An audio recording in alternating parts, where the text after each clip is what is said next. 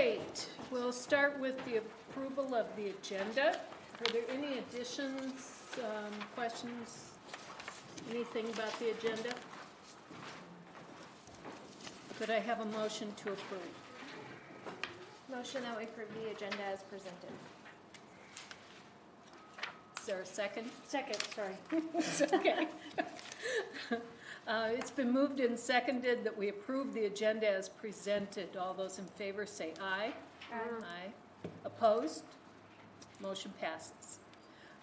Next, we will look at approving the minutes from our last regular and study voting session and from the special study and voting session of May 13th. Is there a I'll motion? move that we consider approving the minutes from the regular study and voting session meeting of May 3rd, 2022, and the minutes from the special study and voting session meeting of May 13th, 2022, as presented. Second. It's been moved and seconded that we approve the minutes from the regular study and voting session meeting of May 3rd, 2022, and the minutes from the special study and voting session meeting of May 13th, 2022, as presented. All those in favor say aye. Aye. Aye. Aye. Opposed? Motion passes. All right, we will move on to our presentations. Our first presentation tonight is our recognition of district employees. And as we continue to honor PUSD's employee groups each month with a declaration at our board meeting, we also encourage students, other staff, and families to thank members of that month's honored group so they all know how special they are to us.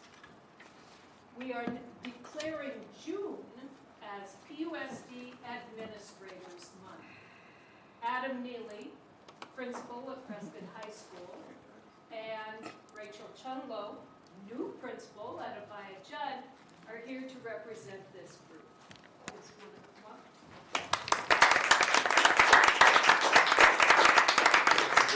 Good job. Way to represent. Though many people in most school districts believe their districts could do without many of their administrators, I'm pleased to report that PUSD's cost per pupil is rated very low according to the Arizona Auditor General's report and is significantly below both our peer districts and state averages by more than 15%.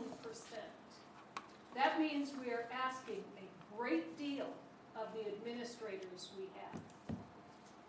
These administrators are principals, assistant principals, dean of students, directors of departments from special education to facilities to accounting, chief financial officer, assistant superintendents, and superintendent. We want to thank all these employees for all they do. Please, guys, share this appreciation at your next district leadership team meeting. I will present then this certificate to you that you may share with your colleagues, and we would like to thank you.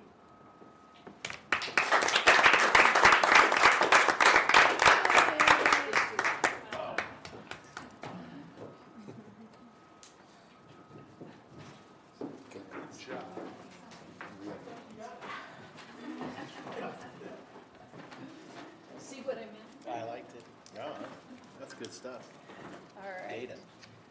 Our next presentation is from the PUSD Education Foundation Board, President Jenna James, and Executive Director Paul Kirschgraber. Good evening. For anyone who doesn't know me, my name's Jenna James. I'm board chair for the PUSD Education Foundation. I'm starting my 4th year as board chair. And we just want to give you a little peek at what the foundation has been up to for the last school year. We added some new members to our board.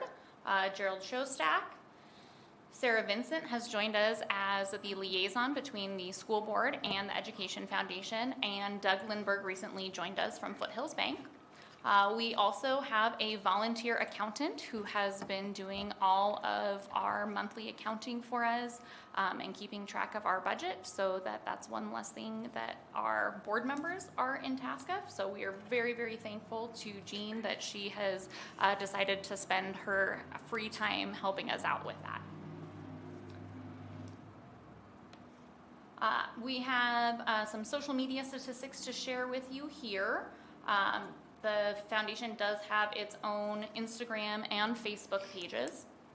On Facebook, we had 653 followers this year and over 21,000 likes in the last year.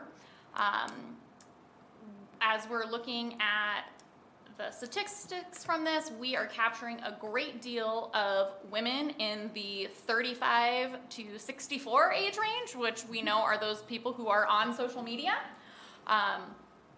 So we are getting great engagement with them, not so much engagement with men in the district community. However, the Prescott High School alumni page, which the foundation runs, has been incredibly popular. We have over 2,700 Facebook members, so these are vetted alumni that have graduated from PHS.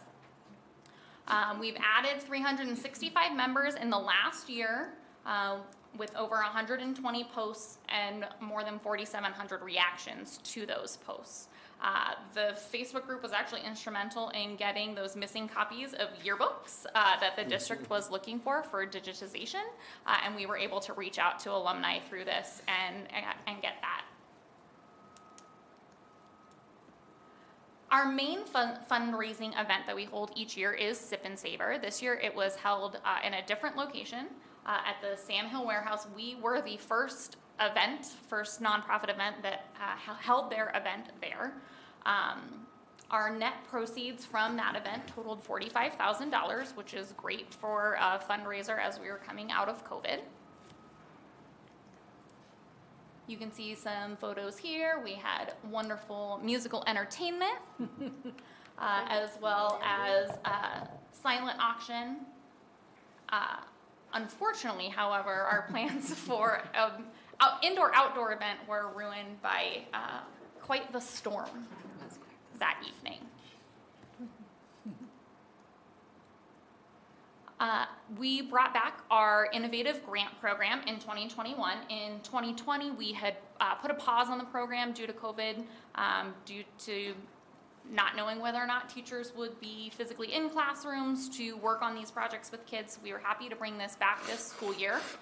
We awarded almost $22,000 to district teachers and staff for their programs. The first one is a multi-sensory room here at Discovery Gardens.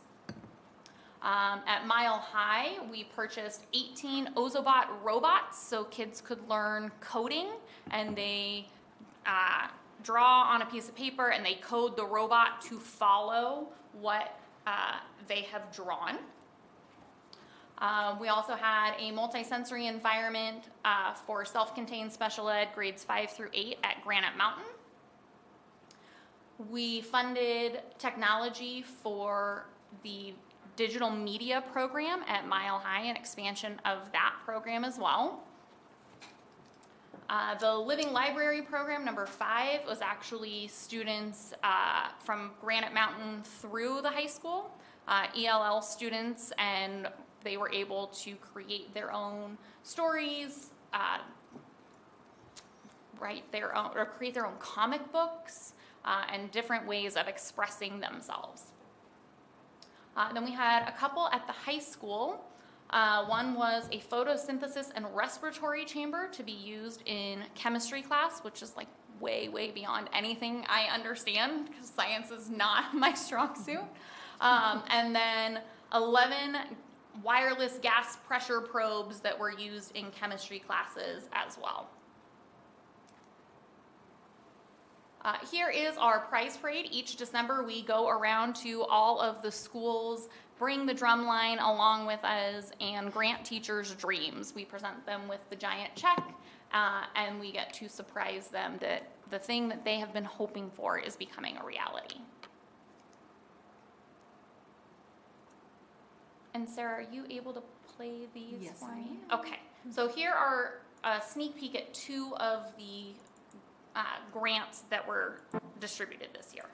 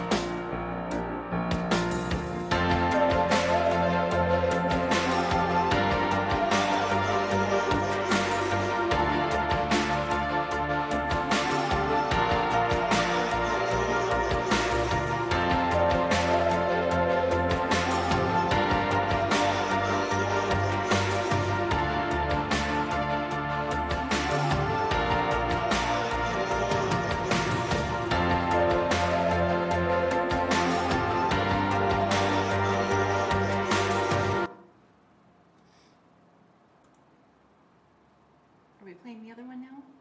Okay.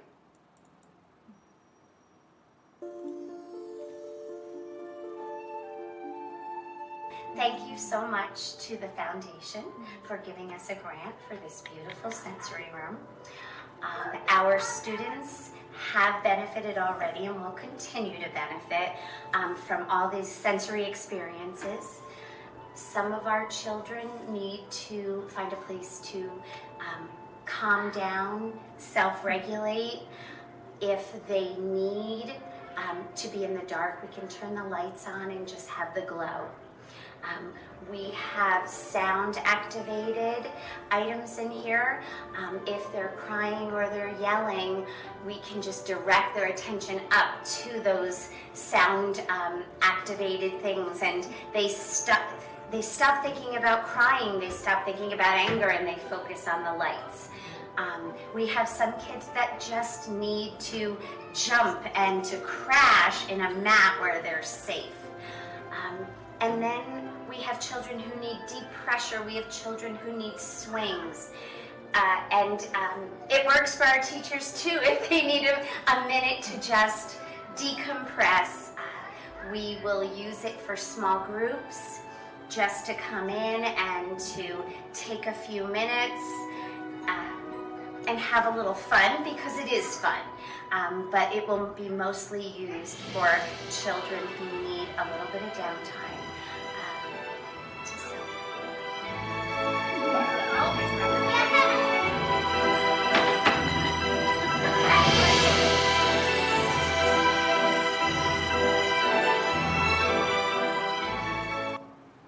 Our next board meeting will be held there.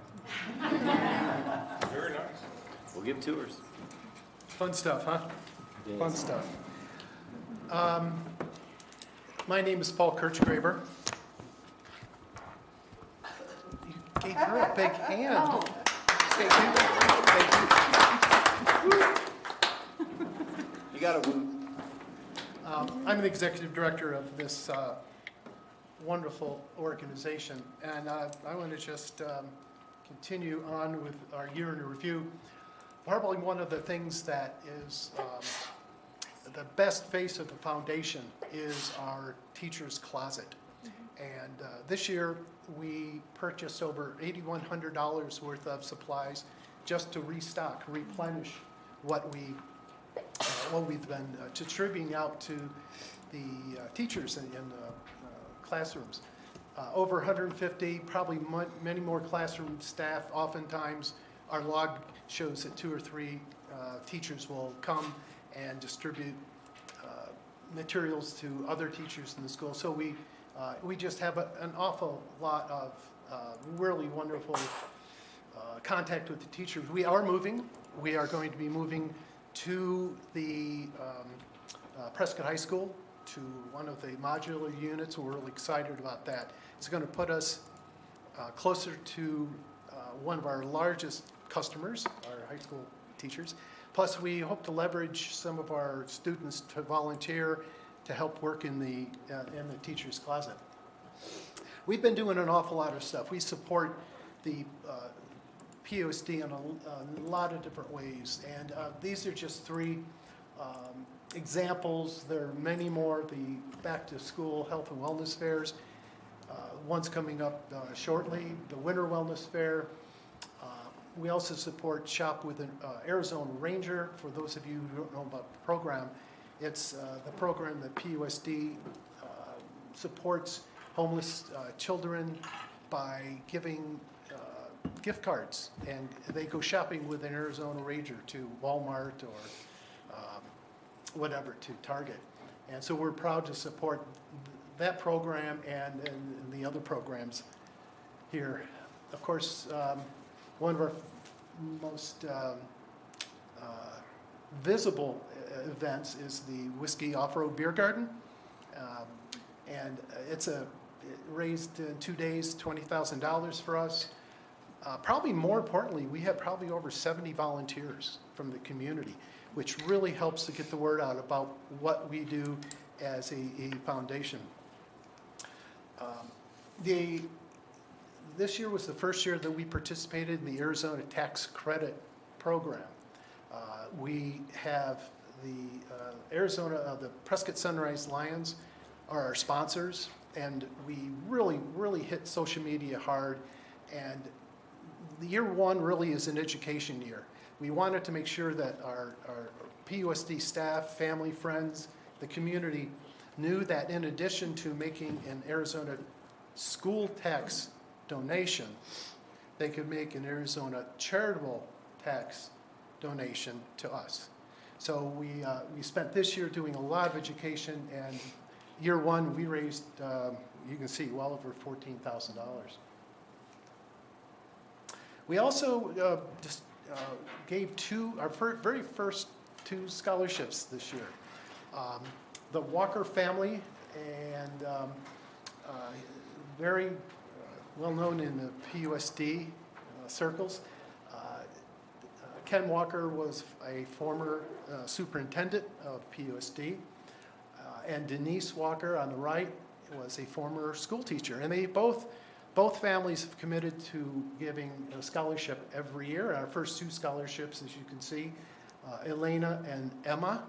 It was a really fun opportunity to go to the awards night and meet their families. What's really important, and I have to say thank you to whatever brainchild came up with this, but for donors to be able to meet the families and the recipients it's just awe-inspiring. And the way that this event is handled is perfect. And rather than being on a stage and the students come up and everybody's sitting in an auditorium. So hats off to that. Rising Stars. This is probably one of, if not the most fun event that we hold every year. I see many people in the room who've been there. And it is an opportunity for the foundation to recognize students who have really overcome obstacles to graduation. And having those students then tell us who are the most impactful teachers in your journey to graduation. Just a fantastic opportunity. We had eight students and 7 teachers. One teacher got chosen twice. And part of the event that we hold in Rising Stars Banquet, we actually do some filming. And I'd like to show you 2 short films of 2 of our rising stars.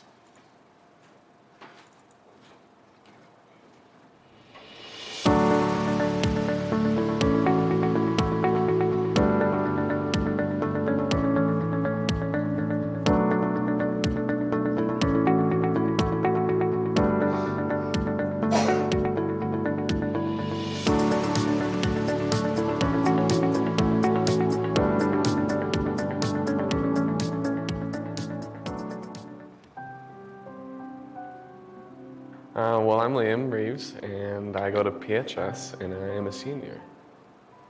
I want to go to NAU, and I want to go into environmental sciences and become a barista and just see where things happen from there.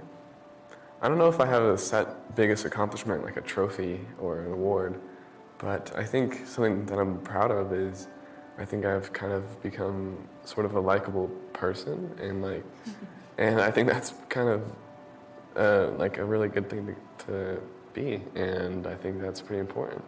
And I work hard on that, so that's probably what I'm most proud of. Okay, so I went to Miss Wanamaker's English 8th grade for the first time, and it was hard. It was very hard, but I liked Miss Wanamaker because she treated me more than a kid. She kind of gave you that stern talking to that like makes you kind of a more mature person at a young age, which is important. And it was my hardest class all 4 years, even now, it's even my hardest class, English. But I always enjoyed Miss Wanamaker because she just always found a good spin on the class, and if I needed an extra day or if I needed help with a certain part of an assignment, I knew she would be easy to ask, and that was important. My life without Miss Wanamaker, I think I would have been less mature, I think. And that's pretty huge, because she did treat me like an adult, and it was really beneficial for me. And even now, like if I didn't have that, I think I would have had different aspects of my life that wouldn't have developed as much, and like, I don't know, accountability.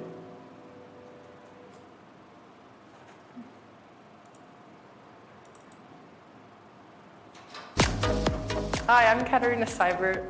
I'm a senior this year, and some of the things I love to do are art, reading, drawing, painting, and listening to music. My favorite type of music is K-pop because it's very bright and visual and energetic.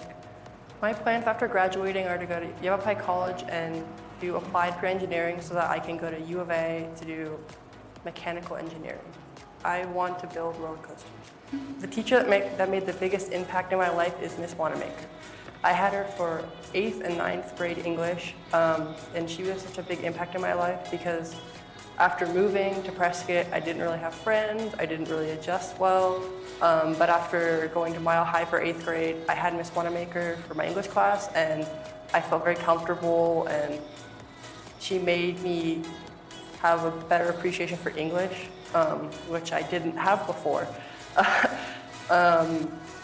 I've gotten much better at writing, and I didn't know that I could write before, but she let me know that I can write and that I'm good at writing, I guess, ish.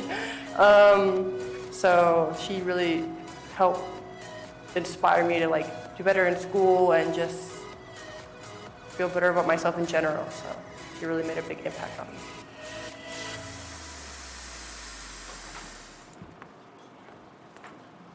Those are only 2 of the 8 students, and obviously Ms. Wanamaker was the student or the teacher that was chosen by 2 of the students. I would invite you to go to our website and look at the other videos that were shot of these amazing students. Again, students have really overcome obstacles to complete their education, And it was an amazing experience. With that, Madam President, I submit our report for 21-22. Do you have any questions for Jenna and myself? I would just like to thank you so much for all you guys do for our students, for our district, for your support. Thank you. You're more than welcome.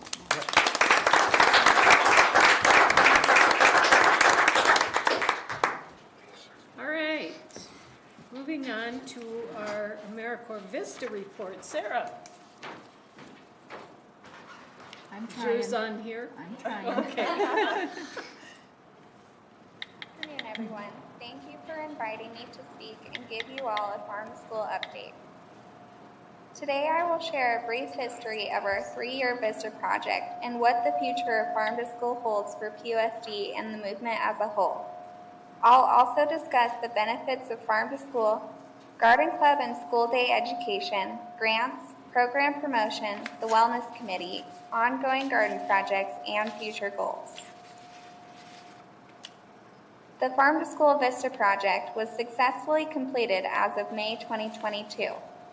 PUSD's Farm to School program has gone through a great transformation in the last 3 years. Thanks to my predecessor, Paul Rizek, a foundation for a school garden was created, garden champions were assigned, and new garden clubs were established with volunteer support. Thanks to the VISTA project, the Farm to School program survived the COVID-19 pandemic. Instead of halting farm to school efforts, time apart from students was used to make significant improvements to school garden infrastructure across the 7 schools in the district.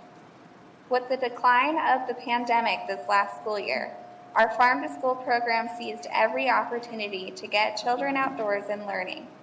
The momentum that has been built over the last 3 years was sustained with the continuation of the farm to school coordinator position. Where does PUSD stand in comparison to the rest of the country? Today, 42% of schools in the U.S. have a farm to school program. School garden education has always been a part of U.S. history, with the first recorded school garden in 1891, then a surge during the World Wars, the 1970s environmental movement, and now in the present. On a national level, farm to school education is becoming increasingly institutionalized thanks to state and legislative efforts and organization. 41 states have passed legislation that supports farm to school education through funding. School districts like ours are making strides to keep up with the rest of the country. Legislative support for farm to school education at the state level is on the horizon, with the creation of the Arizona Farm to School Network by the Arizona Department of Education. As a result, school garden and F2S coordinator positions are increasing throughout the state. Farm to school education is beneficial in many ways. School gardens are essentially living libraries that can be used as tools to teach virtually every subject area. School gardens are critical infrastructure that significantly enhance a school's learning environment with the potential to impact far beyond the school boundaries. Garden-based pedagogy engages students' multiple intelligences and provide context, reinforcement, and visual reminders of concepts and abstract ideas. The core components of farm to school education provide improved nutritional, physical, and mental health, environmental literacy, strengthened community engagement, and a resilient local agricultural economy. Our 2022 Summer Garden Program was a huge success because it involved all of these components. The Summer Garden Program lasted the 3 weeks of summer school and took place Monday through Thursday for 4 hours a day.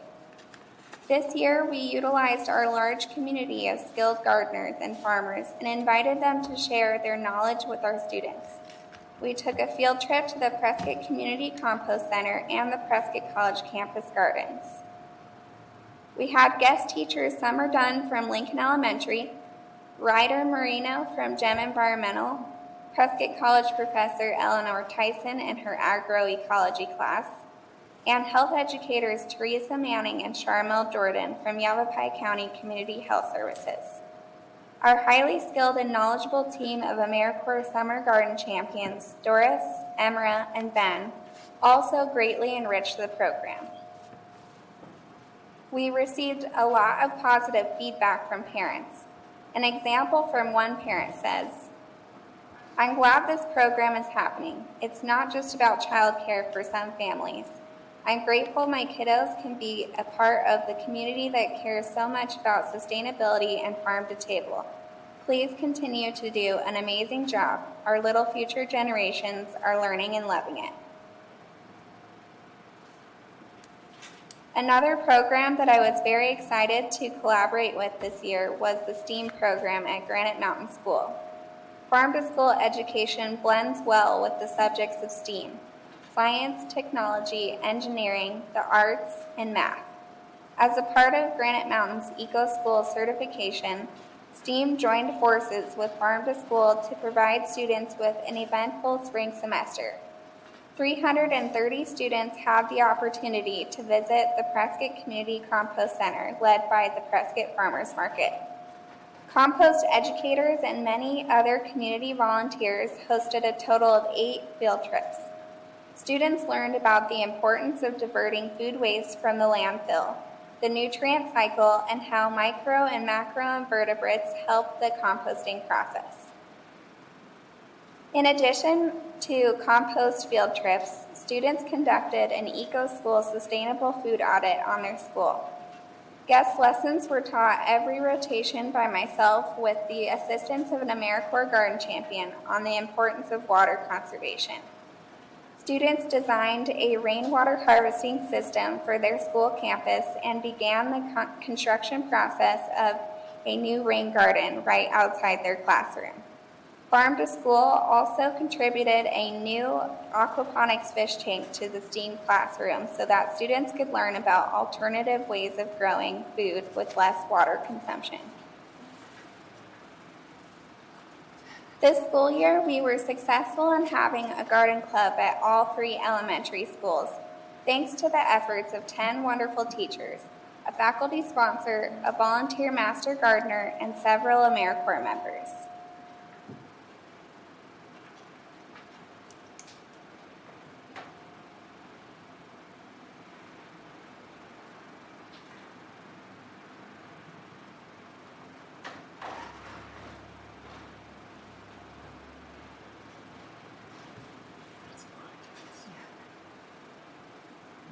I applied for many grants this year for the Farm to School program. We were awarded $10,000 each from the Arizona Community and Burton Family Foundations to fund the Farm to School coordinator position, and $2,500 from the American Heart Association for garden supplies at Lincoln Elementary. We are still waiting for award announcements from the Whole Kids and McCarthy Dressman Foundations. We also plan to apply for the USDA Farm to School grant again this October. The Prescott Farmers Market, or PFM, has also applied to the Sprouts Healthy Community Foundation to build a compost system at 2 PUSD schools and pay AmeriCorps members and PFM staff to maintain the system and educate students. If awarded, the Prescott Farmers Market would continue supporting PUSD in its compost efforts beyond the grant end date. In addition to grants, I collaborated with the former grants manager on a campaign to educate the school families about the importance of completing free and reduced lunch forms. These forms help the district justify increased Title I grant funding, which is vital to the Farm to School program. We created material for principals to distribute, including Briar to Arrow emails and phone calls, radio ads, social media content, and more. As a panelist at the 2022 Arizona Farm to School Conference, I was able to promote our program and share successful strategies to participants across the state. Our program was also featured in collaboration with Granite Mountain STEAM in the Daily Courier. The PUSD Farm to School program was also able to make more of a social media presence this year because of increased activity with students. With one of the goals of Farm to School to improve student nutritional wellness, I will be taking over this responsibility and facilitating the Nutritional Wellness Committee this school year. Last year, I had the opportunity to shadow our Wellness Committee chair and helped coordinate the Winter Wellness Fair. I look forward to serving PUSD in this capacity and collaborating with our excellent team. With the help of our amazing AmeriCorps garden champions, a new garden will be built at Discovery Gardens satellite site at Lincoln Elementary. Also, a new rainwater harvesting garden will be built for the Granite Mountain STEAM program. They'll also perform garden bed restoration at Prescott High School, Discovery Gardens, and Granite Mountain this summer. Other projects include invasive plant removal, building garden supply storage, creating educational garden signage, and irrigation repair. My goals for the Farm to School program this school year is to incorporate more garden produce into school cafeterias, establish sustainable school composting systems, conduct more cafeteria taste test events, provide more model lessons for teachers to utilize gardens during school hours, develop garden champion teams at each school, and continue grant application to sustain the program. Thank you so much for your time, and please let me know if you have any questions. Any questions or comments for Sarah? Oh, I just want to know when they're going to grow enough so we can feed all the kids. Board I retreat. think that's great. Yeah. We had a surplus of extra large zucchinis from Taylor Hicks this year, thanks to Miss Cole's class. So you might be seeing more of that. I distributed some in the grants department. I'll make sure it gets to the board next time. Sure. Did you grow that pineapple in one of our gardens? No, I didn't. That was a taste test. Well, thank you, Sarah. That's a terrific program. I appreciate that. Thank you. Thank you, Sarah. Well done. So we can watch it rain. It works for me. Okay. Let's open the shades. Okay. If it won't distract us too much. All right. The next item on our agenda is an explanation of our early college program. Adam? I could hear it. Look at that. The gardens are getting That's exactly where I was going, right? Very helpful to the gardens.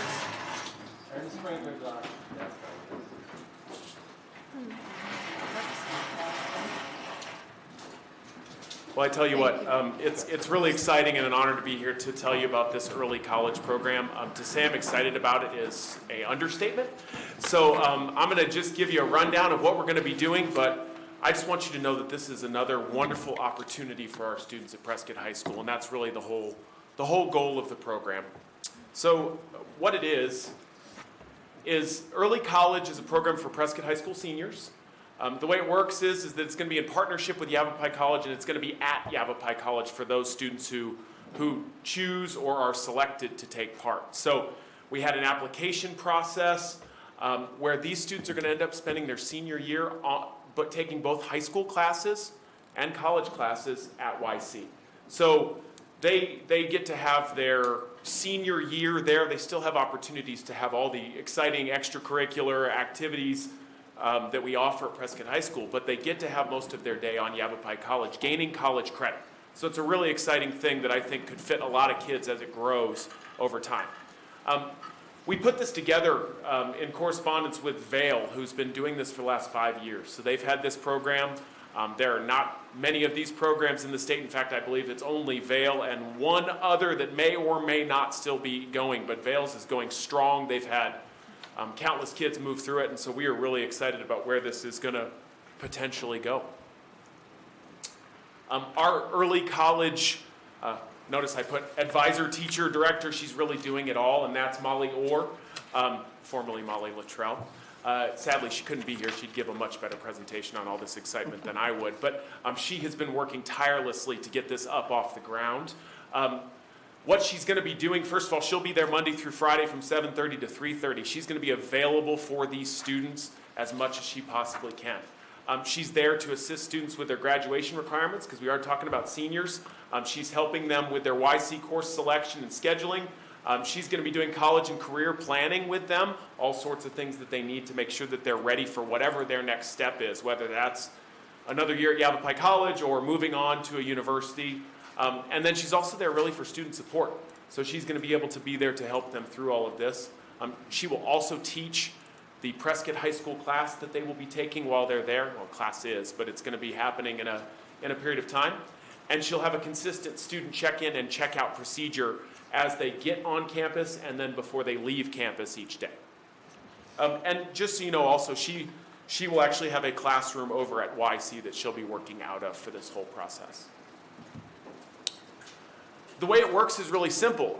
Because college classes at YC don't really exist on Fridays, these kids will be there from Monday through Thursday, taking classes between 8:15 and 12:45. Again, they'll have that daily check-in and check-out. So they get there, they go see Miss Orr, check in, they go to their class, whether that's their high school class that she's teaching right off the bat or one of the college classes that they've chosen. You'll notice that they have their PHS course requirements. So they'll be taking on YC's campus government and economics. So those are high school classes just being taught on that campus. And they'll also be working on college success as a course to make sure that they're getting everything that they need. They then get to choose their YC schedule. And so YC's schedule is all these availability between that 8:15 and 12:45 time frame where they can select it. Most classes are Monday, Wednesday, or Tuesday, Thursday.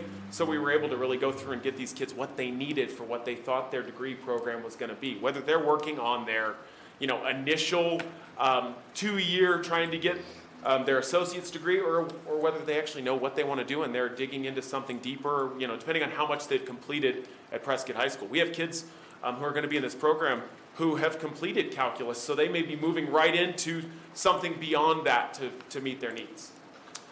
Fridays are set aside for early college workshops. So meaning the kids are still going to be there on Fridays. They're going to be working on college scholarship essays, FAFSA, so financial aid paperwork that has to be done, resumes, study skills, career exploration. It's only that's a small sample of what they're going to be doing, but it's meant to be preparing them for what they're going to do beyond. Also, because scheduling is slightly different, obviously Yavapai College starts a little bit later, both to begin first semester and after winter break. They're going to have a week of boot camp for each semester. And the idea of that is that they're going to find out all they need to know about Yavapai College and what they have for them, such as college support services, the program's expectations, so on and so forth.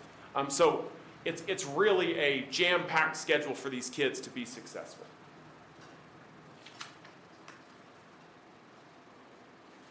Oh, and what's really exciting about that is most of these kids are going to leave their senior year of Prescott High School with most of their freshman year of college done. In fact, some of them who have gotten dual enrollment from Prescott High School as juniors may be beyond that point. So that's a pretty exciting idea when we're really looking at the big picture of what this has to offer. So we've got our first cohort ready to go. We were not sure whether we were going to be able to get this up off the ground, but we did. And Molly deserves all the credit. She did the recruiting.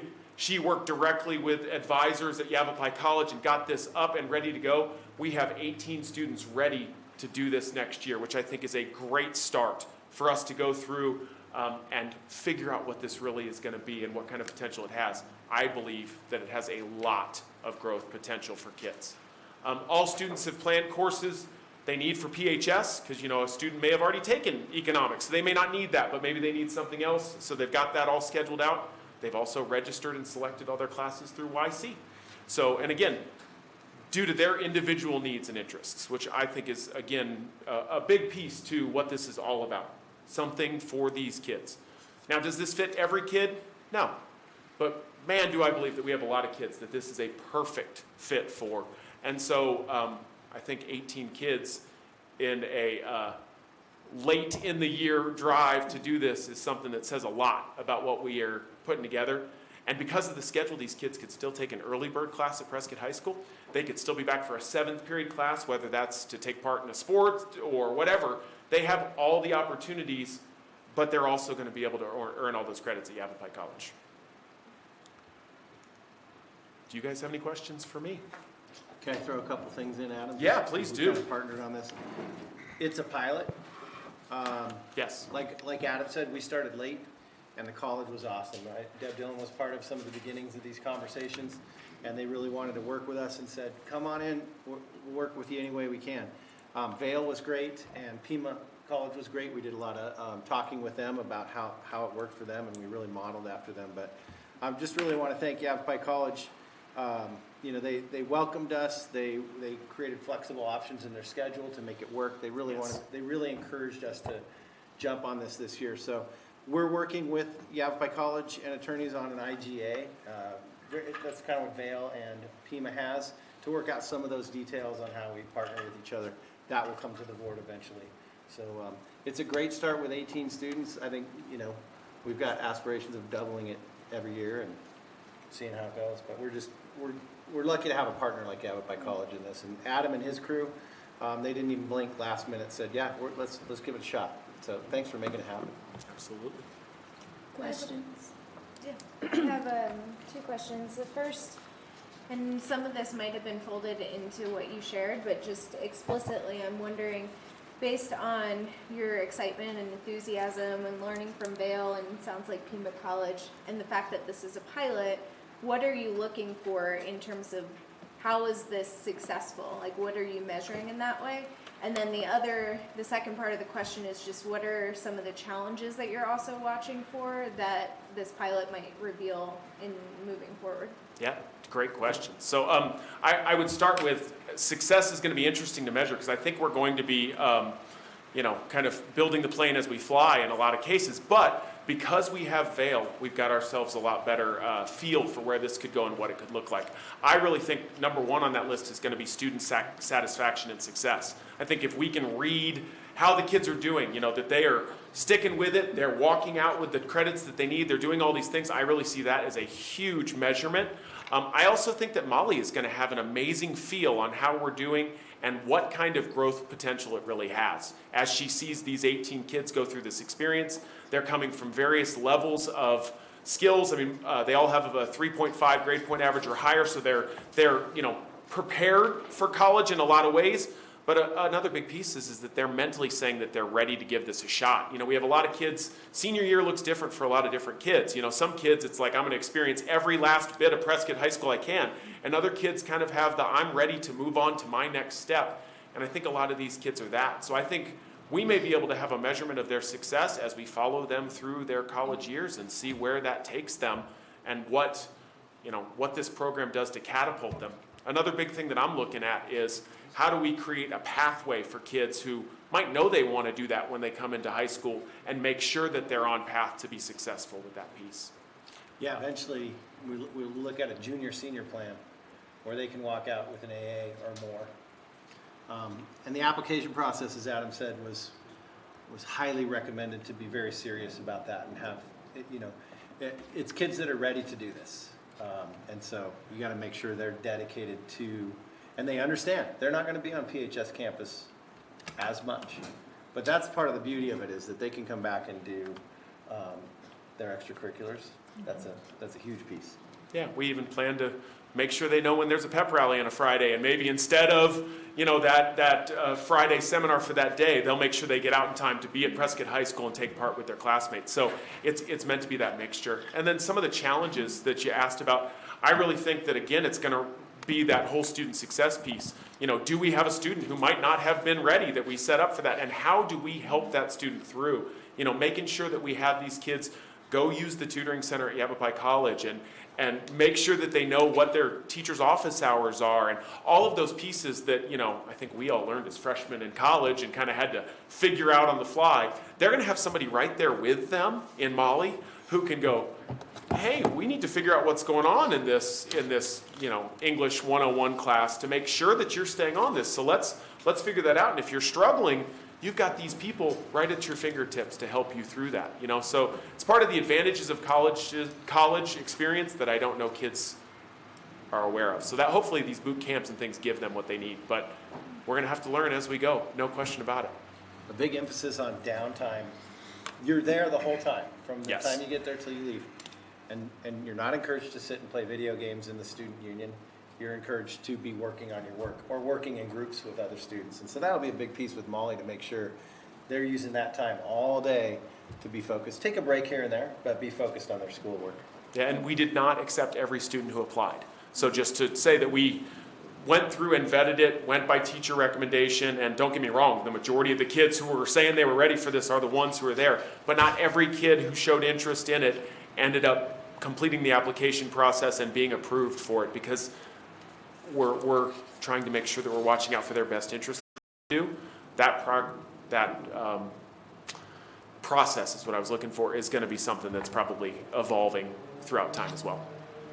So with the downtime in between classes and things, are we meeting, I don't even know if in high school we need to, but are we meeting the hourly number of hours they need by state law to Yeah, get them through? absolutely. That's a great question, actually. That was a big conversation piece because we were very worried about making sure that we had enough hours built into the schedule for them, and that's why you'll notice the very distinct time frames that we chose.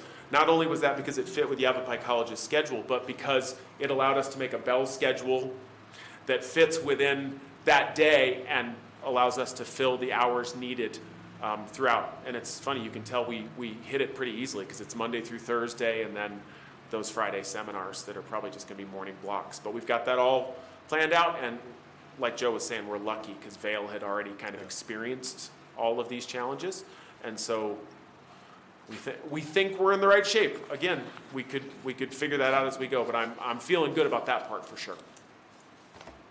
Kind of related to that, my second question is just related to some online classes at YC and how that folds in. I imagine that not every class is offered during those times, or they might fill, and depending on what students are interested in. I know there's a lot of online offerings at YC, and if that folds into this at all. Yeah, we had that conversation. I'll be honest though, we really pushed for in-person, and we also looked for classes that had open resource textbook scenarios so that the kids that we didn't have to worry about those pieces as much. And Yavapai College was amazing because they went through and they said, here are these spots.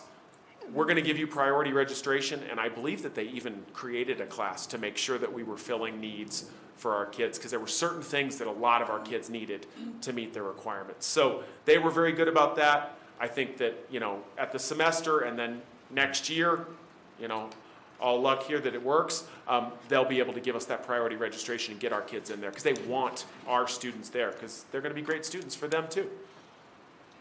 Andy? Yeah, I have a quick question. Can you guys hear me? Yes. Okay. Hey, Adam, this sounds great. What I want to know is, are these students, these PHS students that are going in there, are they going to be considered full-time Yavapai College students as well? Will it be a dual status type thing for them? Yeah, yes, they are. So they are Prescott High School students, even though they're going to be on Yavapai College, but they're also going to be taking a full load, from that standpoint, if most of them are going to take 4 college classes during that time frame. So they would be considered a full-time Yavapai College student as well. Now, some may end up doing 3 to get themselves ready. Again, it's all about what they're coming from and their experience, but yes, they have the opportunity. They receive all the benefits of being a Yavapai College student, as well as everything that Prescott High School has to offer. Okay, so if they're taking 4 Yavapai College classes, that's typically about 12 credit hours plus the 2 Prescott High School classes, which will be, I assume, an hour a day, 4 days a week. So that's technically a 4 credit hour class each. So they're looking at potentially 18 credit hours if you use the college credit system as a way to do that. Does that sound right to you? Yeah, I would describe it maybe as somewhere around that 15, because some of these kids are taking 3 classes. I jumped the gun with the 4 statement there, but nonetheless, it is fitting into that range. Yeah, and one of them is a college readiness class that Yavapai College had in place, and then we will be having our own to complement that, so it'll kind of merge together. So I think it's more like a 1 credit class or a 1 hour class. One of them is like a 1 hour class, and then, so they're really working on the government and econ, which are semester courses we offer at Prescott High School. So I didn't want you guys to think that that was two separate things. That's a class each semester that they're working through, and then they're going to be doing the college success, which is really more like Joe's saying, like a 1 credit hour class. But we do believe that this is very much, these kids are ready to be successful at this level. That's what they're showing, at least. And so we're gonna do all we can to set them up for success and go from there. Okay, all right, thank you.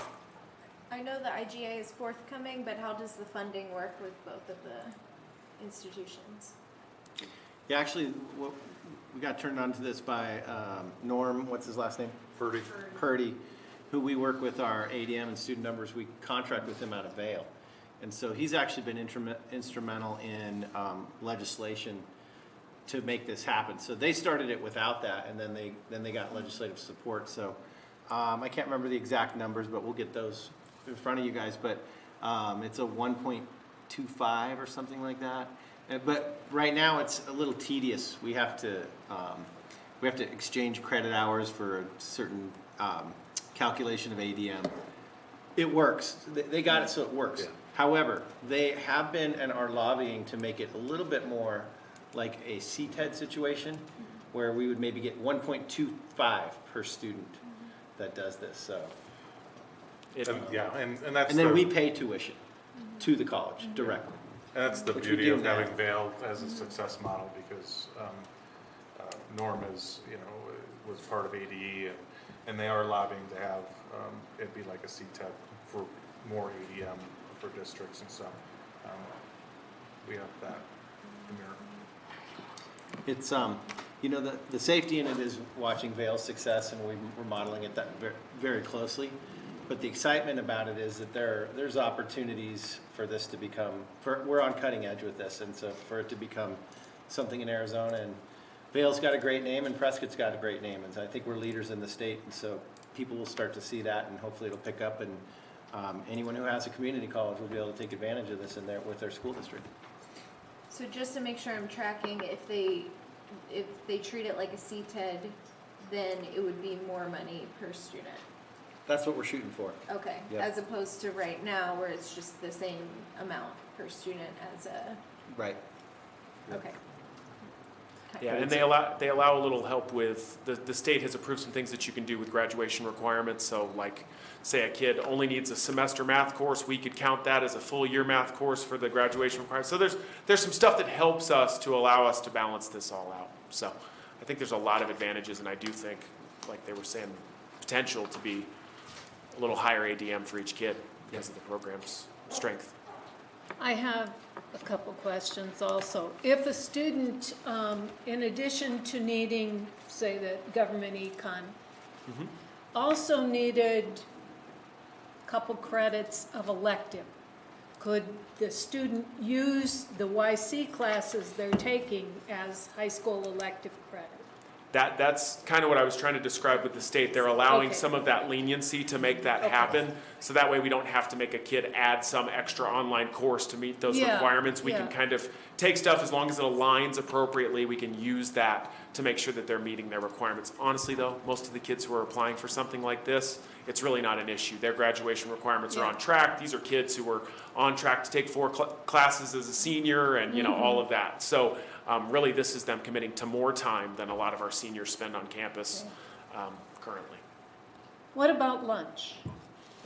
So YC's got it all set so that the students can have lunch there on campus. So, and if we had a student who would be on free and reduced? That was the discussion we had. I don't know if we ever got a final one, but I got the impression that they would treat it the same way as we would in our setting. All right. Okay. Would it be possible if a student and family decided they wanted to do that for a student to actually live in the dorm on the YC campus? That's one I don't know. I mean, I think it would be an interesting dynamic if we were talking about a kid who's full-time.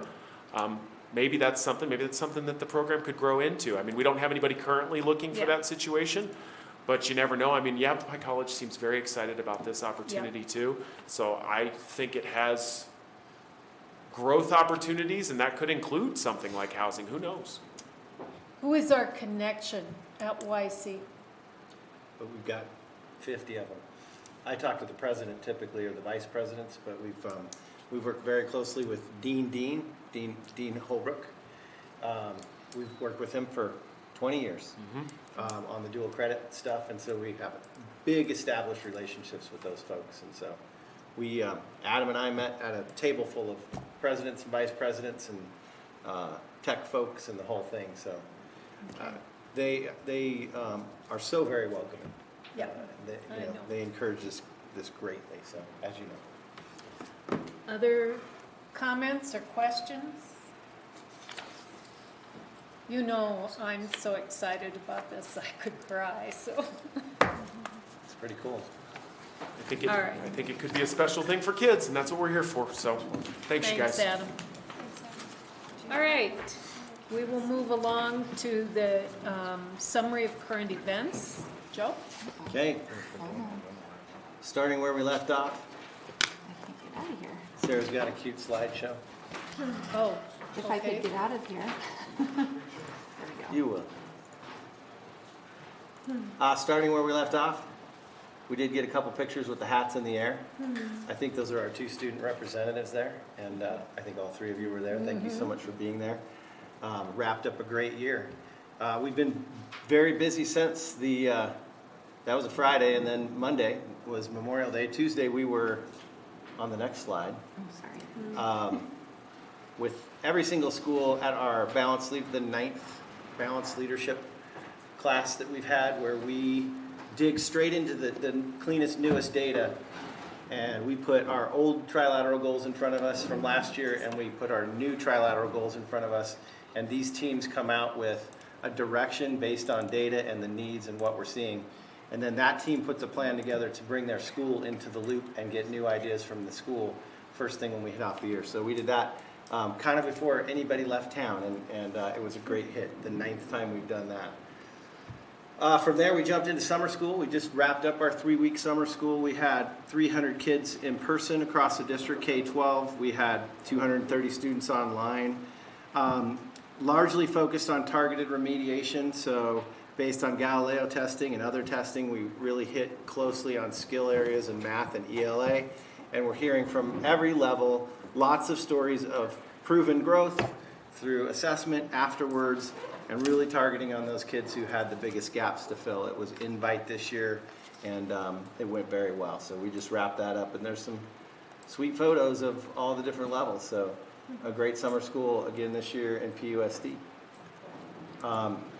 So we've been working on moving projects, and we've got a ballet school coming in, as you all know, and so we've in an unbelievably short time, Mile High worked together with our facilities guys and have really cleaned out all those rooms. They've been sitting there cleaned out for about a week and a half, 2 weeks.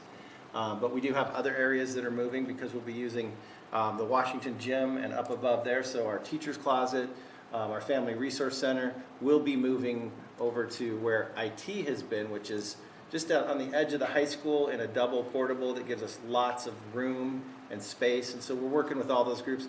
Our goal is that when we're moving people, it's a lot of work for everybody, but Chris Moody and our facilities crew is using moving crews whenever they need to, and our goal is for those organizations to be in a better situation than they were in before they moved. And I think, especially for the folks that were back here and we had to walk upstairs and walk through fences and all that kind of thing, now we'll be right at the high school parking lot right there, walk straight in, take all your gear straight in without going upstairs and that whole thing. And so Paul and I are working closely too on how we can look at maybe possible new furniture that might be upgrades for teacher closet and family resource center. So those people have been great to work with. We're also moving our art docents who have been in the old Peak building behind Mile High. It's a portable. That's where IT is moving.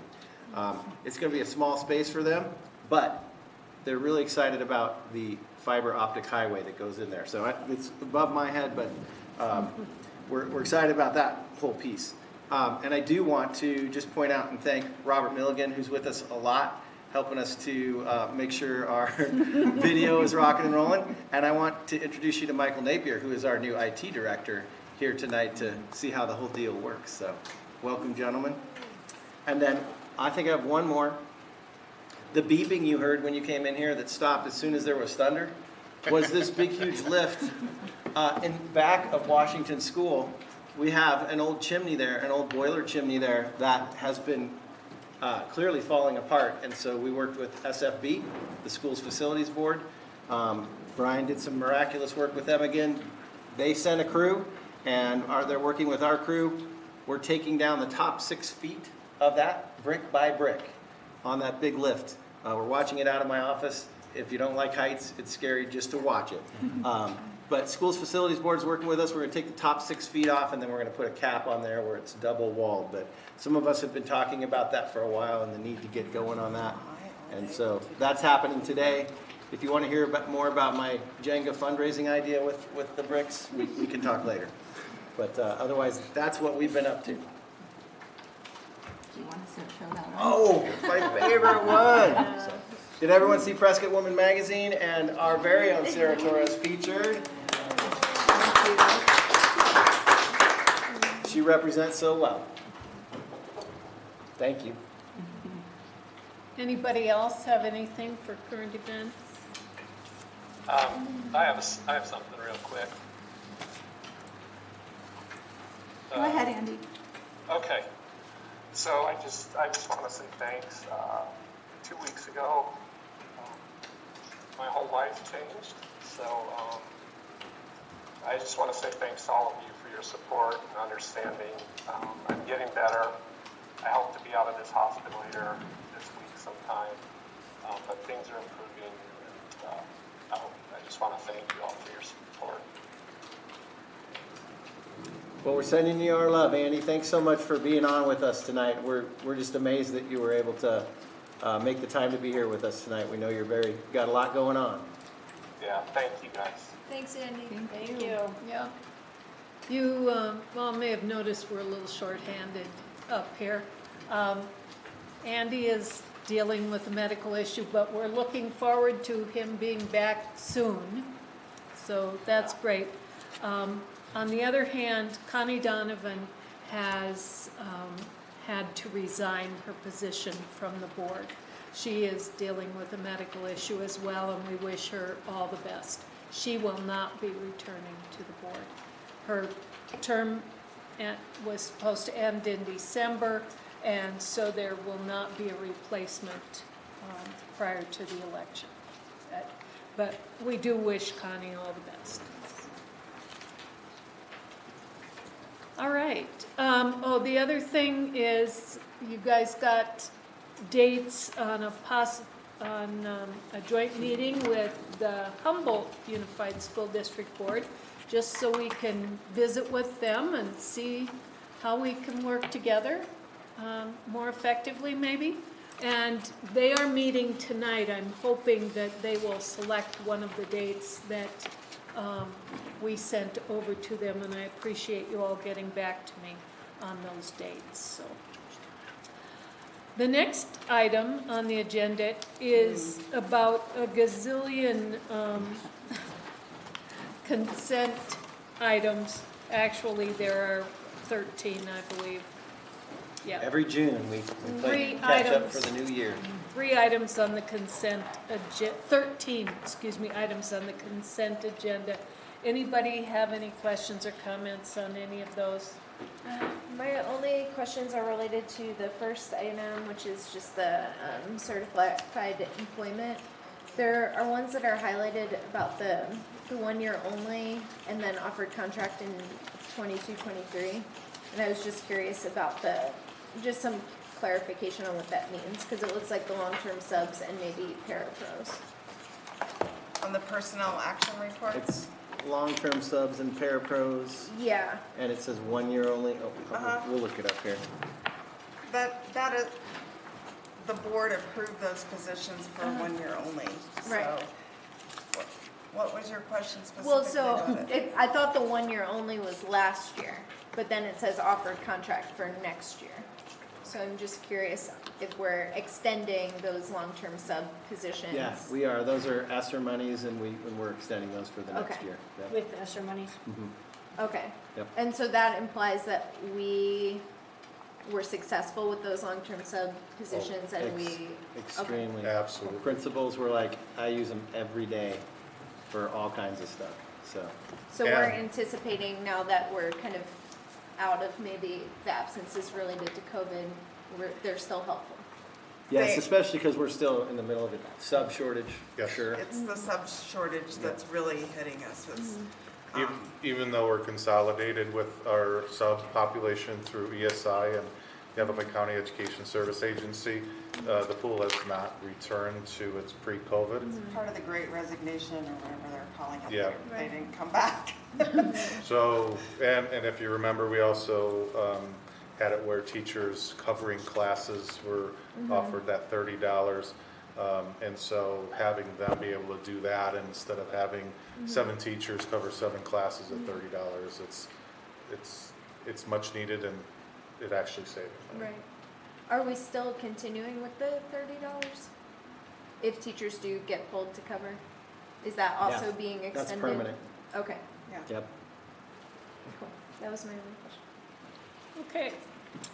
I would just also point out that we had 13 donations recorded this month, including $10,000 for our farm to school program, so. The first of 2 $10,000. Yeah. There'll be another one coming. Awesome. That pays for our VISTA volunteers. All right. If there are no other questions, could I get a motion to approve the consent agenda? I'll move that we approve the consent agenda as presented. Second. It's been moved and seconded that we approve the consent agenda as presented. All those in favor say aye. Aye. Aye. Aye. Opposed? Motion passes. All right, we will be looking at the proposed 2022-23 budget this evening. There was an opportunity for a public meeting. Have you had any requests for that, Sarah? Then we will not be doing a public hearing. So the next item is the proposed budget for 2022-23, Brian. All right, just give a kind of high overview of where we are in the fiscal process. A few changes due to legislation last week. I think Prescott and actually all Tri-City districts are very wise to have late board meetings in June just for this exact reason.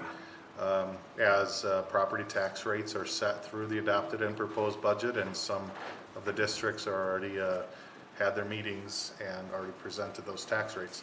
And they're going to have to do a revision really quickly due to the change in legislation. So we are in the process of estimating based on trends on where our enrollment will be for next year. We always kind of go status quo. I did in conversation have about, I think, 18 students increase between K-12, just hoping to bounce back from COVID. The reason why it's important to shoot a little high is if we don't tax for it and we have more students that come, then we don't have we didn't collect enough money, as Prescott Unified is one of, I think, only 7 districts in the state of Arizona where 100% of our maintenance and operation and our district additional assistant, our capital monies, are from our taxpayers. All other districts in Arizona, they have a tax capacity. And once they hit that capacity, the rest of the money comes from state equalization. So if they undershoot the budget, their taxes don't change because they hit that capacity. It's what comes out of the general fund. They get increases. So it's really important for us to be accurate.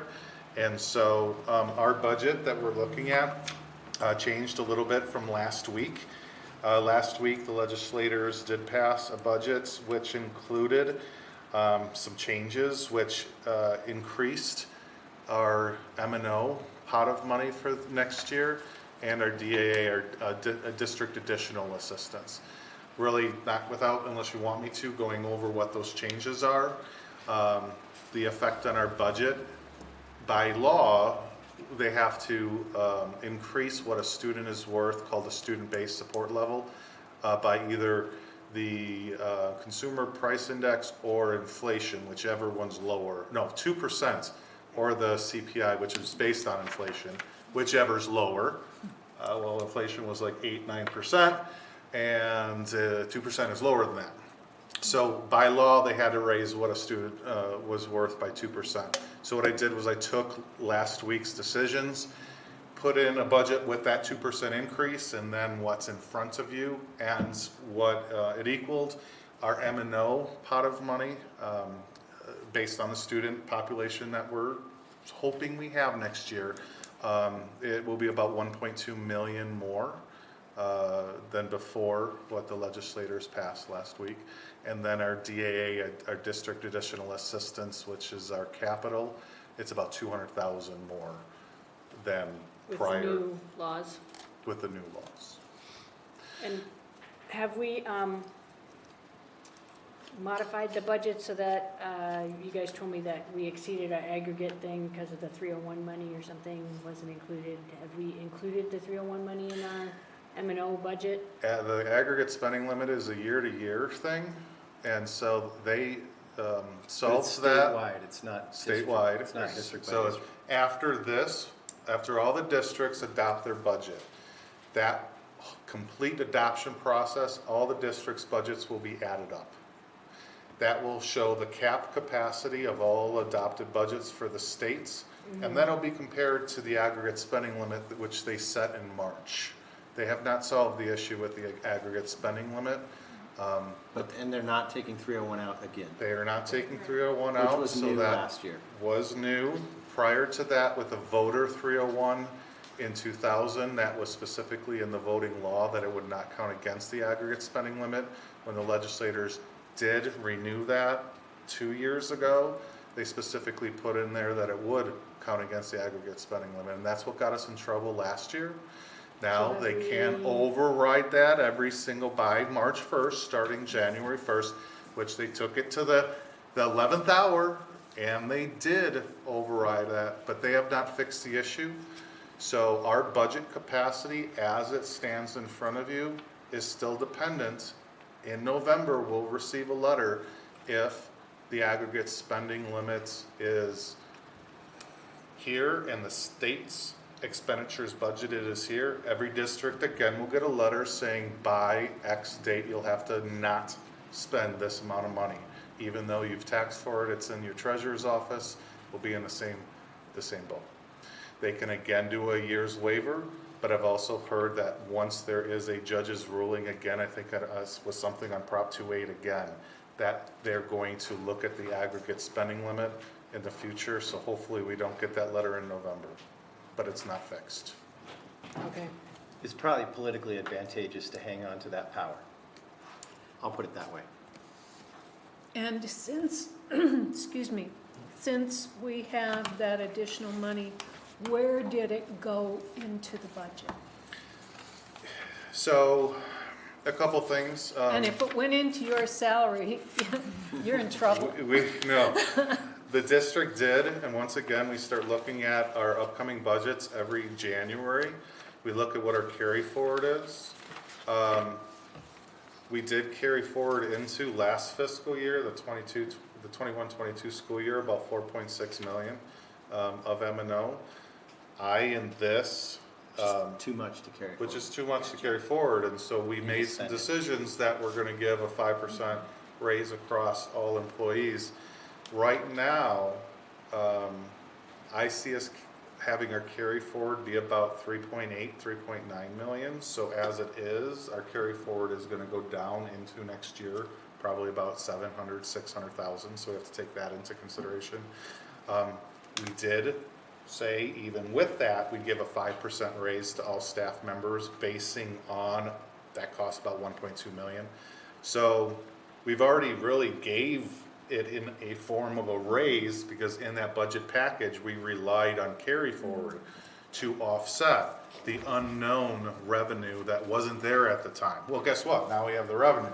So we can have conversations about us where we can spend money into the year, seeing where our carry forward does land. We could also say, okay, our 5% was great. This gives some buffer on what we can risk going into the 23-24 school year, knowing that what we thought we were going to use carry forward wise, the legislators backfilled it, and we're not going to use any carry forward.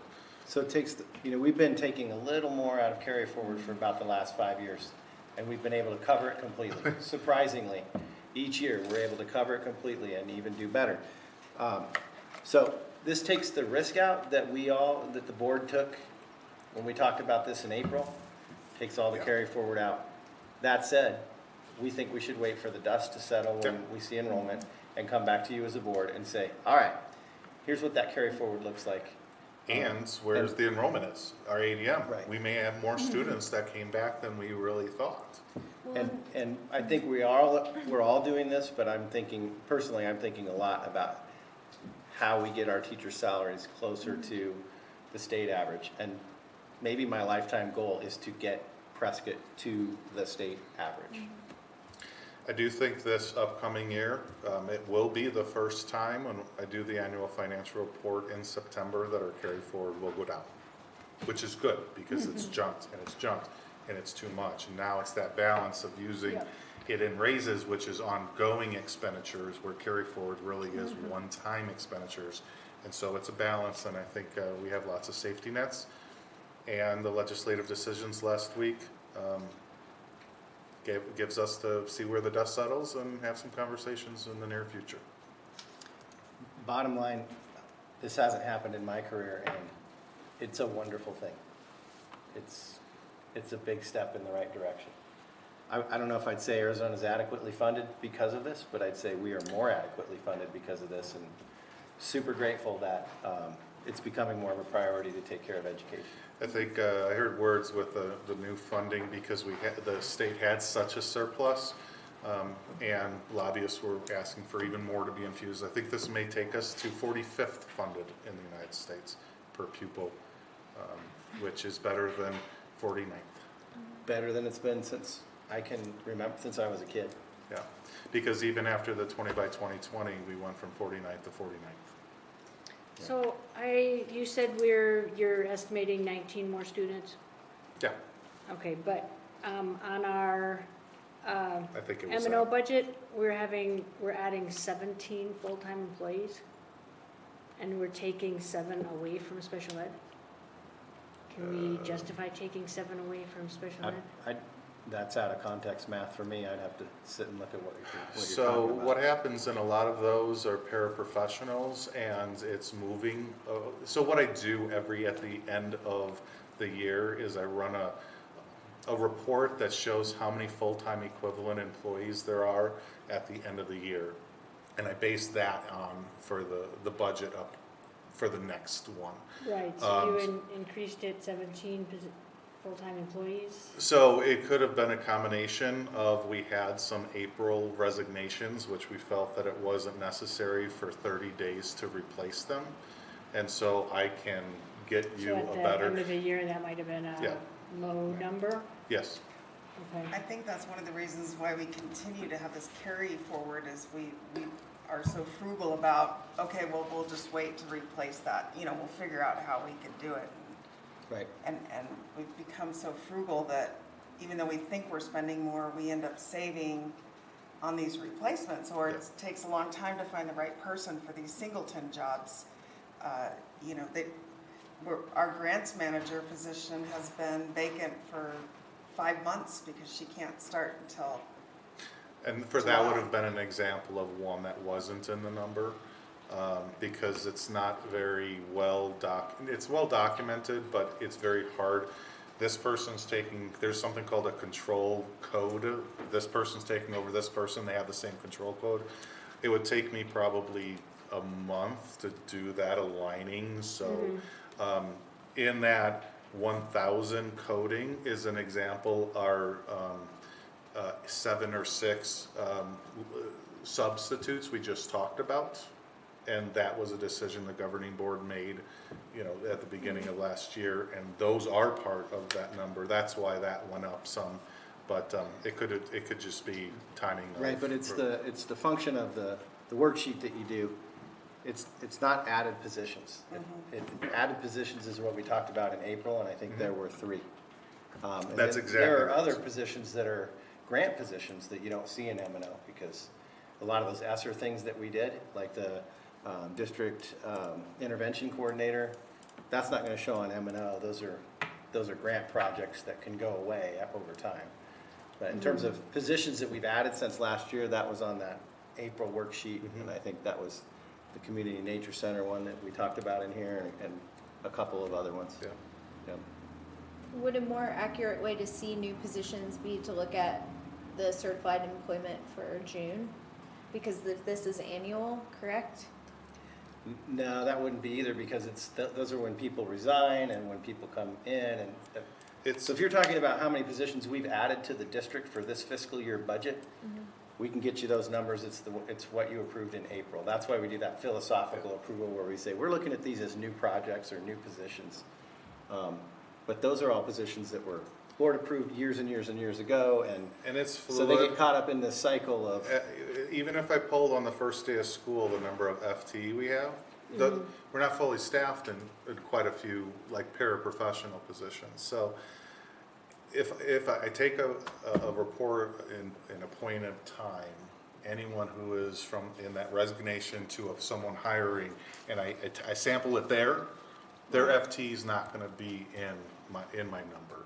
So it's a good observation because that column is there. And some districts actually leave that column blank because it's budgeted FTEs, which doesn't always represent reality because of the sampling and the fluidity of hiring. Okay, so I get that part. Okay. So we're not cutting 74% out of administration for special ed? If you look at that, when it comes to administration for special ed, there was only,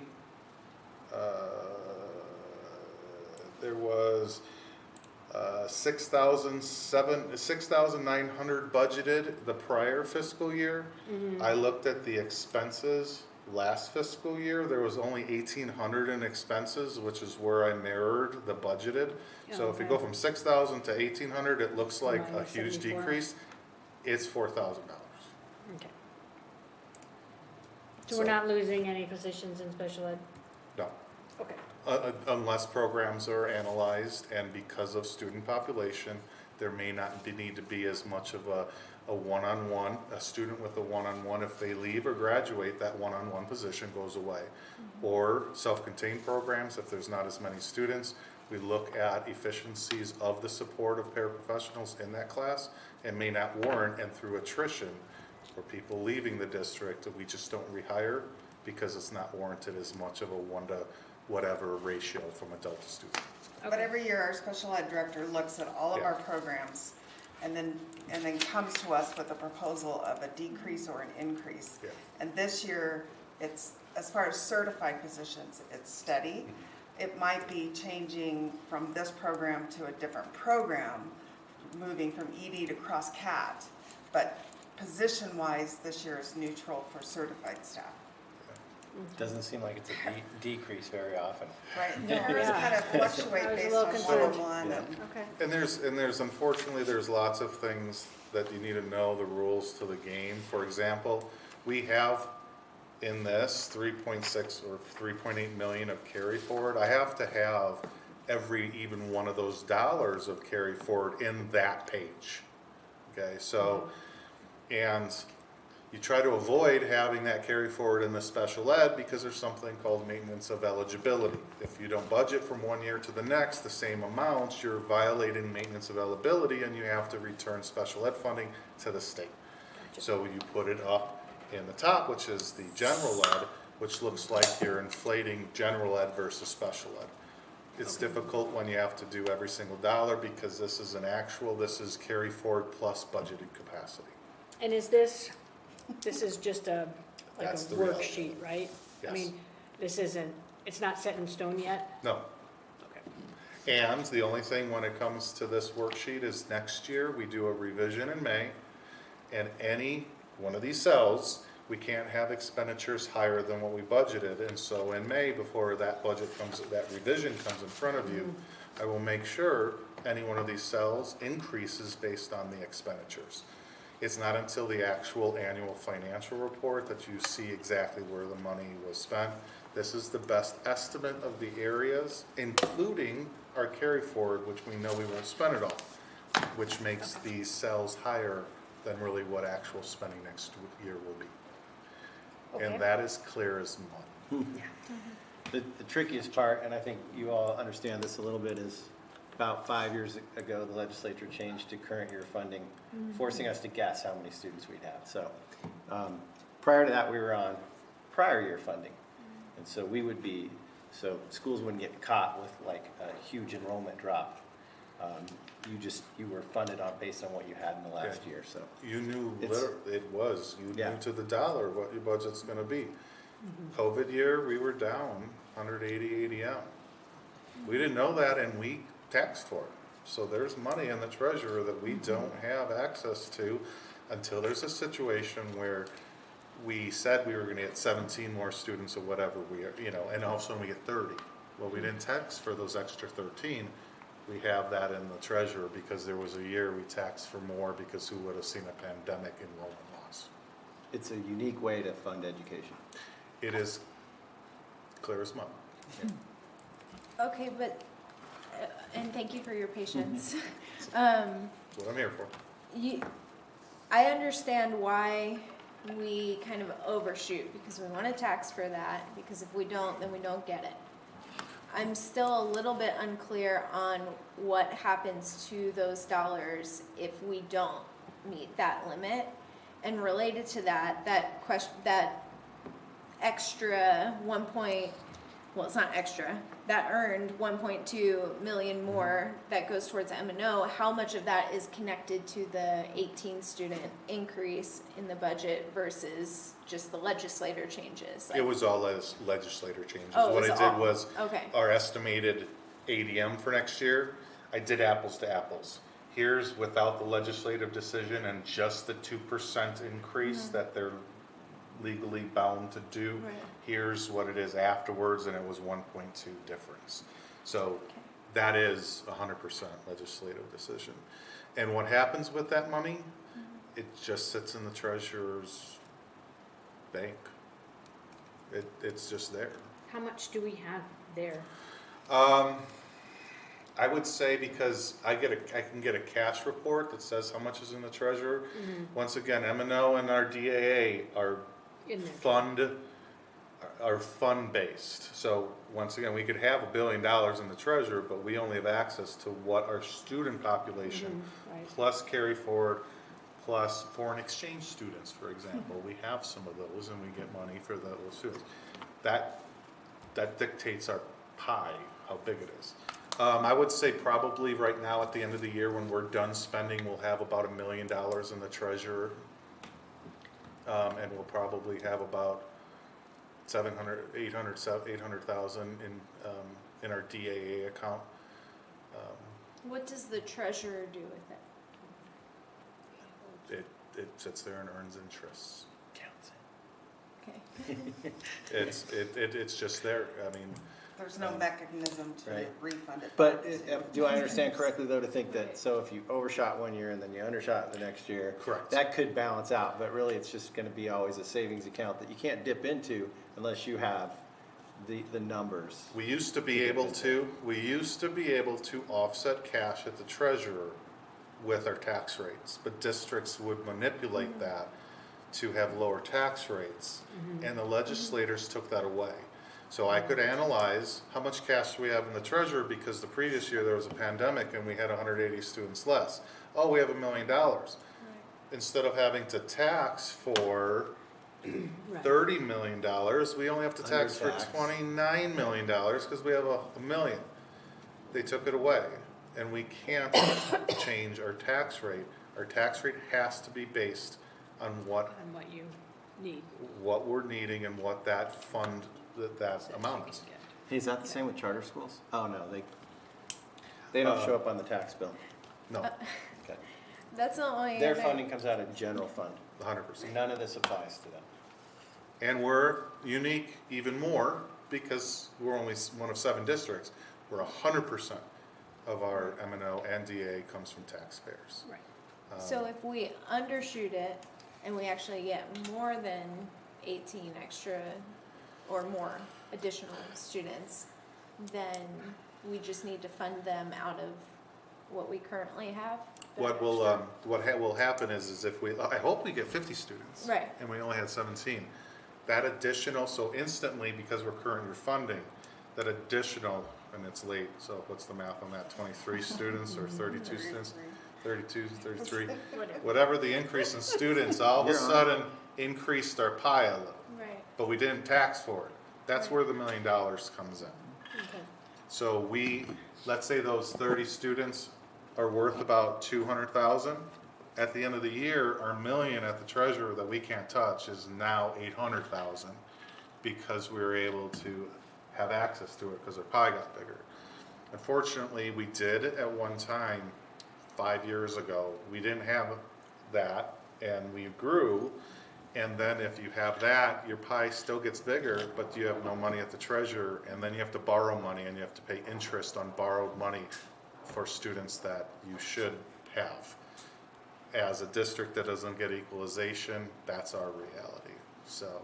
And to make sure I'm crystal clear, it also depends on who those students are, because for example, if they're early ed, we'll get less money for them. And if they're special ed, we won't necessarily get as much money as we need to fund their education.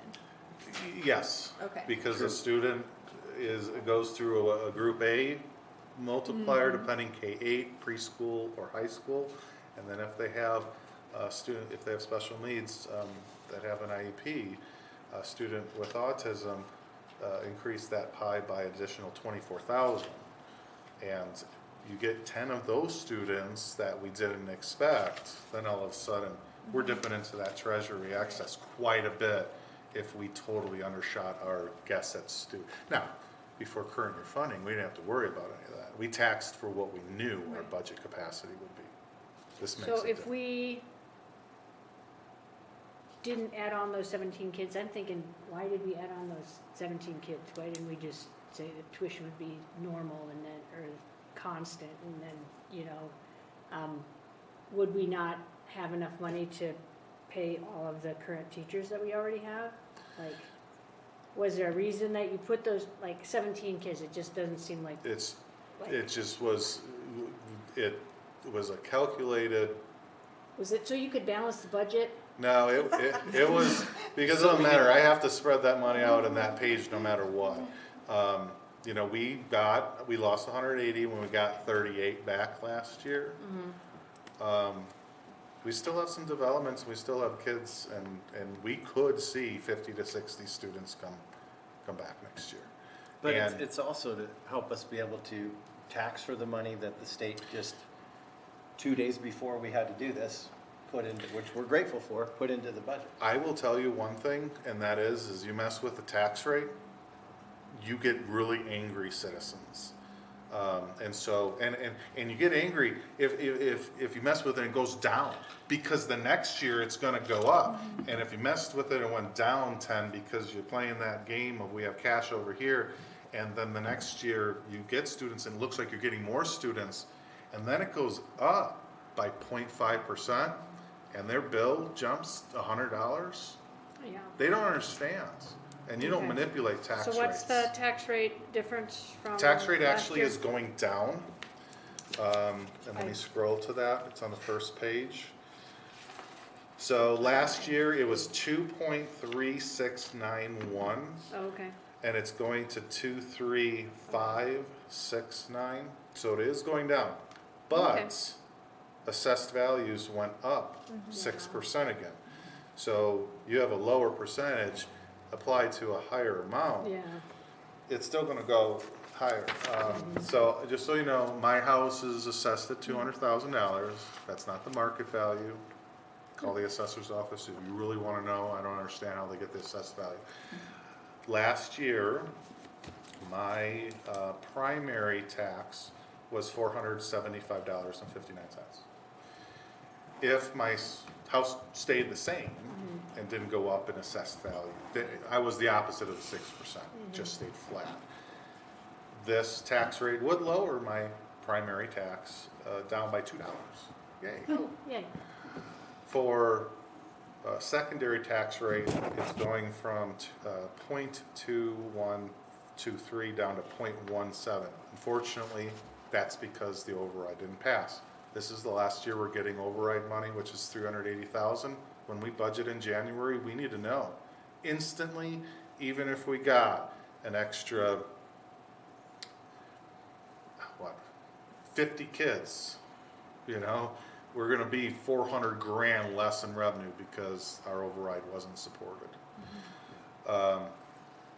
My override, my secondary would have gone down $4. If my house went up 6%, like they said property values would be, my primary would go from the $475 to about $500. So it'd be about $25 more for the primary tax rate, even though the tax went down. I would pay more taxes, my house would more. Speaking of overrides, Yes, is that money included in the aggregate spending total? yes. For us, we have, and it's page 7 on our budget, we have the capacity to spend $30,601,826 of M&O. When we adopt our budget, that $30 million will go onto a spreadsheet at the state level and add to all of the potential spendings for the whole states. So every district that gets overrides every year, that's adding to our problem in maxing out the I see what you're aggregate spending limit? I see what you're saying. You see what I'm saying? Yes, I do. I'm going to backtrack because I heard you incorrectly. Okay, Overrides do not count against the aggregate spending. okay, thank you. You're welcome. Bonds? I have to go back to that worksheet. I suppressed 3 months ago. Right. I was trying to figure out. Check I it do out. not believe bonds and I do not believe overrides count against the aggregate spending limit. It's typically been your M&O, your DAA, and then the kicker It's the 301. is the 301. Right. And the kicker was when they did. That's changing the rules. In the middle of the It game. totally changed the rules on a 30-year-old board game that they created that isn't really applicable to now, and they reset that every March based on a previous year's 100th day. And what really hurt us was they did that in a COVID year, and they didn't think any of those kids were going to return. So they undershot now. It's still going to be a problem because of 301 money this upcoming year. Is there anything that school districts can be doing in their local budgets to modify that 301? Not pay teachers. Not pay teachers. There is a place where I could say on page 3, I believe it is, we have for 301 the capacity to spends, and this is the option that they would give us. 365,000? But then you wouldn't have to because they'd all leave. But that's exactly right. We wouldn't have any teachers, so we would have we have the budget's capacity next year of 3.6 million of 301 money.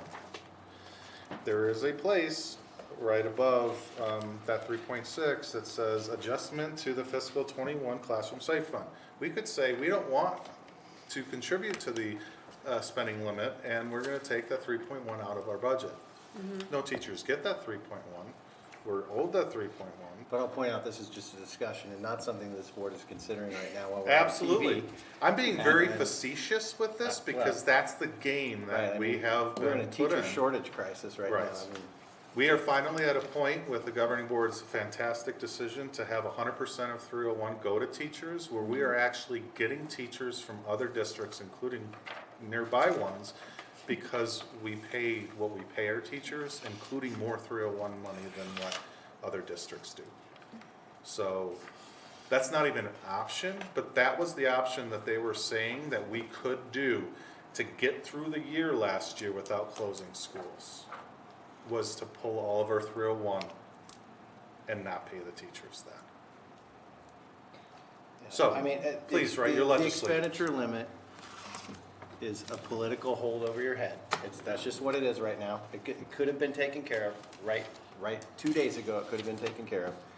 And I understand, that's a big political piece of power for a group of legislators to hold over your head and say, well, you guys scramble around for a while and we'll hold out and we'll let you know if we're gonna give you the money or not. It's just unfortunate because it's holding your breath to. But if that money's not given, like that conversation we had in here in April that got pretty intense, public education in Arizona will implode.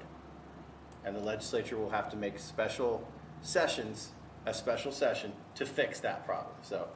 But anyway, it's just a stopgap for them to have some control and say. It's scary maybe, to maybe think not. you're going to get a letter in November saying you're not going to be able to, out of your 30 million, you're not going to be able to spend. And by the way, that 30 million, the aggregate spending limit, your carry forward doesn't count in that as well. So the carry forward doesn't help. It's just scary to think you're going to get a letter, and I don't know how teachers don't think about it and our staff members. But it is rumored that they're going to discuss it, depending a decision, and I can't remember what that judicial decision is. And the 301 is funded with a income tax, not a sales tax? Yeah, it's a 1% sales tax from 2000. Yeah. Okay. So if they, okay, never mind. I wanted to ask that. Gotcha. I just, in summary, when I look at this, I just really appreciate all of the hard work that has gone into this, especially knowing that it's current year funding, and just expressing appreciation for you. And what I see, certainly, you know, if I had to condense it, and you can correct me if I'm wrong, but if I had to condense it in terms of how I share this with others, it seems like the district is budgeting in a way that's conservative, that puts as much money as possible into teachers. Like, we're looking at that 5 to 6% raise across the board, which is direct instruction for our students, and is frugal and really reduces spending when it comes to like administration or other things like that. So thank you for funding our students through our teachers and paying them. I mean, obviously we would like to pay them more and raise with the cost of living, but there's a lot of factors that don't allow for that to happen. So thank you. It's a lot of collaboration and a lot of support from the governing board when it comes to our budget packages, and ultimately the proactive budgeting package that says first all staff members a raise, and then balanced classrooms and programs. We've become really good at it, and I think we could take the show on the road and really help a lot of districts, because what we have from a carry forward and we do through our outreach program. So it's a good budget. It's systemized, and it's solid. And I think it'll be hard to mess up, but. Yeah, because we have a lot of things. We have a lot of things. If something goes wrong, we have backups that we don't have to talk about. Cutting pay in the middle of the year, things that other districts, if they guess wrong on their number of students and their ADM, and they don't have, so we just have a lot of good things in place. And if it, the only thing that scares me is that stinking aggregate spending limit, because that takes everything out of our good choices and our frugalness and our conservative. Don't worry about it. Oh, I do. In July. Oh. Well, and just realize that it's beyond our control, and if it doesn't work, then the legislature will have to go to work to have another way to find that money for us, one way or another. And I'll just, final thing that I'll say is we will be coming back to the board and saying, so here's what it looks like with this. We're so grateful for what the legislator just did, and we're going to be looking for ways to put that in teachers' pockets and to really make our program sustainable in terms of keeping teachers here and being competitive with the state, not just the area. I really appreciate you guys making sure that the budget makes sense to people and to you. I do too, because there's many times where we've done this proposal and adopt budget, and I always say like my budget monthly, as presented, because there haven't been questions.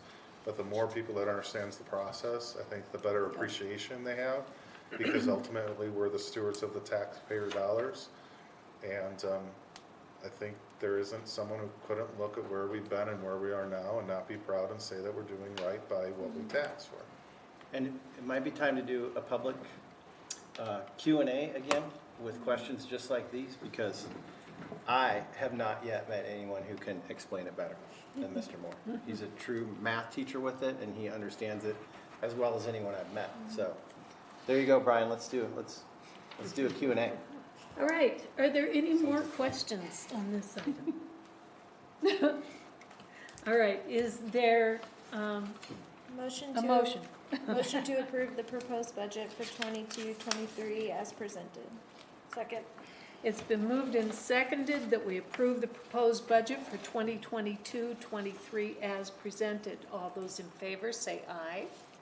Aye. Aye. Thank you. Opposed? Motion passes. Thank you, Brian. You'll see this again on July 12th as an adopted.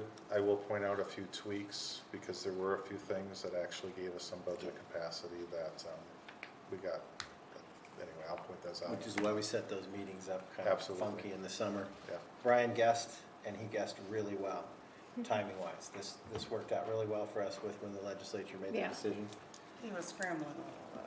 Oh, Thursday, absolutely. Sarah's posting He on did Friday. I'm scramble. just like, I'm not getting it done by 4 o'clock. He does well when he scrambles, and he will be on the phone in the July meeting, just an FYI.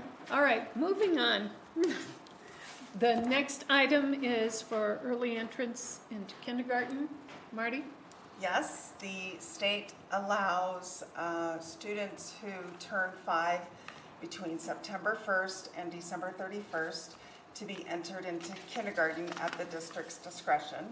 So when we have students that don't turn 5 till after September 1st or after August 31st, we screen those students with a norm reference test. We interview them, see how they interact with teachers, and then we really are very careful about entering kiddos early because we know this is the foundation of their success, their academic career, K-12, and the last thing you want is someone struggling from the very beginning because it is often hard to catch up. The state does not pay for a second year of kindergarten for early entrance. So that's the other reason why we're very careful is if we enter a 4-year-old and then at the end of the year we say, you know what, this kiddo would really benefit from another year of kindergarten, the state will not pay for that because they're trying to discourage families, I think, families from using it as kind of a, you know, Babysitter. a daycare, an all-day daycare. So we're also careful because of that financial implications. So we do give them a norm reference test and compare them to 5-year-olds. And when we do that, I'm looking for them to be well into the average range, which is this kind of block right here. Sometimes they're high in 2 and maybe not 1, and I talk to the parents about why, what can the parents do to help them. I really talk about the pros and cons of early entrance because older students are the academic leaders, they're the social leaders, and they're the physical leaders. And I really talk about the benefits of waiting, if it makes sense. The piece that also can kind of catch a parent off guard is the kind of social, emotional, developmental level of a kiddo. And often that will not show up until middle school. Elementary, they're fine. They're doing great as a youngster. But when they get into middle school and they're not into boys or they're not physically developing and all their friends are, it can often cause a lot of anxiety. So it's quite a big process, and we try to be very careful. And so this year we had 7 students apply for early entrance, and to my surprise, 6 of them showed readiness. Usually it is about 40%. And I don't know if parents are thinking, I'm going to hold off because of the pandemic and where they see their kiddos. I send them a lot of information. It's not like kindergarten 30 years ago. We don't take naps and we don't just play. I mean, I send them the standards and I talk about, is your is your child ready for this math standard? Because it's more than just counting to 20. You know, it's a lot of number sense, algebraic thinking. So anyway, sometimes their child will do this well, but after we talk, they say, you know what, maybe we should wait for other reasons. So anyway, this year we have screened 7. We think 6 could be successful. They may or may not enroll. It's still up to them. They think about it over the summer. And then, so I'm looking for your approval to enter these 6 students. We do let them know it's a trial period that they if they're really not successful, we may ask them to wait a year. And then I should just also tell you, I usually bring another item in July because people move here and don't know about this. People think the birth dates are different in different states. And some families, believe it or not, just don't even think about it and until they register their child, and then we'd let them know, oh, we got to get this approved. So we're going to approve, hopefully. I'm bringing this to you for approval tonight, and then probably again in July. Questions? All right, is there a motion? I'll move that we approve students recommended for early entrance into kindergarten for the 2022-2023 school year as presented. Second. It's been moved and seconded that we approve students recommended for early entrance into kindergarten for the 2022-2023 school year as presented. All those in favor say aye. Aye. Aye. Aye. Those opposed? Thank you. Motion passes. All right, moving on to the information and discussion items, most of which are yours, Brian. I can say as presented, all of them. All right. Well, that'd be fine. Okay, first one, school board summary budget report. As presented. Any questions? All right. School facilities oversight board update. This is just good stuff. I just want to make sure the governing board kind of knows where, they changed their name. It's the School Facility Oversight Board, the FOB. We have some projects that we are currently working right now, and they have approved the money, which is the big hurdle to get over. The chimney is one of them, and so that is it's $57,000 to do what Mr. Howard describes, and it's not coming out of our budget capacity. It's actually the School Facilities Oversight Board. Taylor Hicks has a pipe that goes from the main street on Campbell to the main building, and it's original to the school. It blew 4 years ago, and it cost us money to fix. Blew again in April, and the School Facilities Board says if you can patch it to get it to work for 2 more months, we'll pay for it to be replaced. And so they're doing that right now. That's about a $60,000 item that they're paying for. And I want to throw kudos to this our liaison for the School Facility Board, because they don't fund projects for preschool campuses and they don't fund projects for administrative campuses. This campus is administrative preschool, and they're still doing our chimney because it was an emergency and it's such a safety concern. And we do have students at the preschool that are funded by the state if they have special needs. So thank you to our liaison. Brian doesn't stop at the first no. That's true. And so once again, know the rules of the game. And they also officially approved the funding for the bleachers at the high school. And so we'll have a pre-construction meeting soon with that. I think Laura was the company that won, that the governing board said accepted their bid. And Missy Townsend says it really needs to go in after February, second week of February. Please, please, please. So hopefully that timeline will hold. We've probably been working on that deal for 15 years. They are the original bleachers of Prescott High School, 1969. They're really old. The auxiliary ones, actually, when we had an assessment, they're just totally unsafe. Don't have anybody on them. So anyway, those are the school facility boards we're going to be putting forward for quite a few roofing projects, and I'll keep you updated. Okay, thank you. Questions? ESSER, COVID money. Anything? We're still plugging away.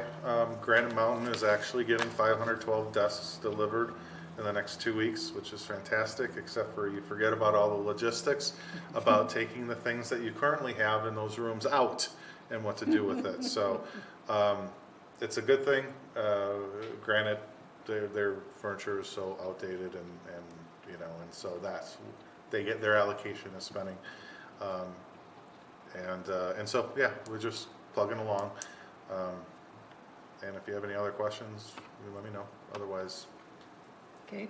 we have 2 years to spend $4 million, because that's what we have left. Okay. No problem.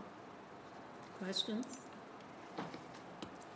All right, Marty, COVID, anything? Not a whole lot to report. We did have quite a flurry of activity right at the end of the year, and I can't remember if I already reported on that. We had a staffing concern primarily at one school where right at the end we had about 6 staff that were getting it.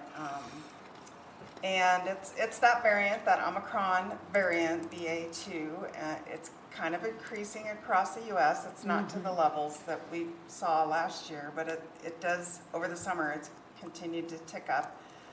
Some of the hotspot areas are Alaska, Hawaii, Colorado, Florida. I just saw something about Texas is kind of going up a little. We did have staff members come back from vacation in early June from Hawaii and some other places that got it, unfortunately, on vacation. But now they've kind of stopped reporting because they're not, you know, exposing each other. I did get a report of a positive yesterday from an exposure over the weekend. So we are, you know, looking at, we're going to try to get more rapid tests. Those have really were a godsend to us last year because someone didn't feel good and we could, is it allergies or not? And so then we could just test them real quick and they could go teach. Is primarily we needed them to stay and teach. So we're going to make sure we have rapid tests. We'll look again at our return to school opening. I do expect some flurry of activity when we all cram together again. But we're seasoned at it, and our families have had many choices now. They can get their kiddos vaccinated, they can get boosted, we know strategies now to try to prevent getting it. So we're gonna, you know, full steam ahead. We know that kids succeed in learning in person more than at home for the most part. Some kiddos actually did better, but so that's all I have on COVID, just watching it over the summer and getting ready for August. Okay. Thank you. Next item, community comments.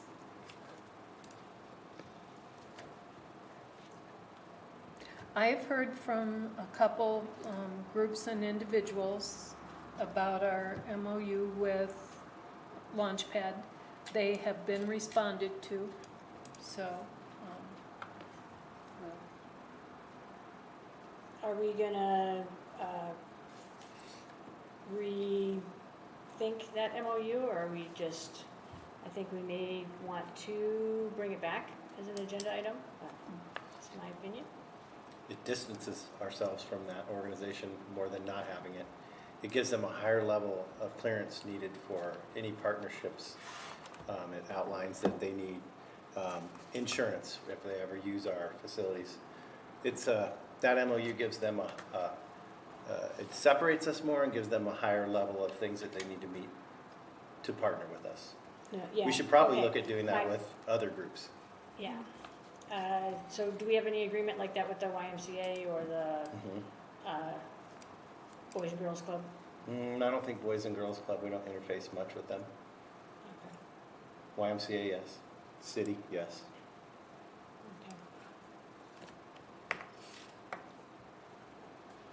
Future agenda items? Anybody? All right. Our next regular meeting is July 12th, which is 2 weeks from tonight. So we get to spend some time together. So the district office will be closed on the 4th of July. So So don't call us. You can call all you want. Come on in third or fifth. I am so dedicated to PUSD, I will be here working Oh. 12 hours. Sure. Just No, you throwing that out there. Go down and enjoy the parade. Anyway, the meeting is adjourned.